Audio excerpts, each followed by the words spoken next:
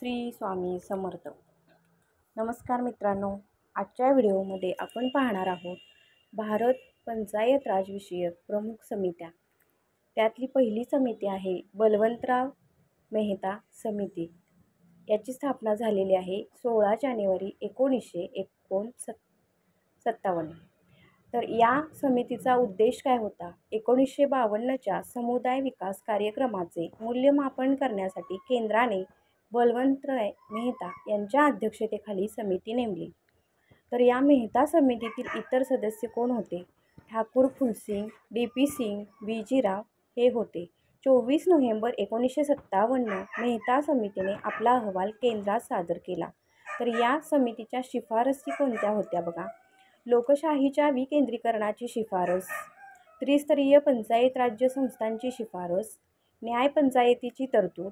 मेहता समितीने ग्रामपंचायत व त्याअंतर्गत न्यायपंचायत, पंचायत समिती आणि जिल्हा परिषद हे पंचायत राज्य 3 स्तर सुचवले. मेहता समितीने जिल्हा परिषद हा ग्रामविकासाचा केंद्रबिंदू मानला. 500 लोकसंख्येच्या गावात ग्रामपंचायत स्थापन करण्यात आली. 2 ऑक्टोबर 1959 रोजी पंचायत राज स्वीकारणारे राजस्थान हे देशातील पहिले राज्य ठरले. राजस्थानमधील नागौर जिल्ह्यात पंचायत राजची सर्वप्रथम सुरू करण्यात आली. त्यानंतर आंध्र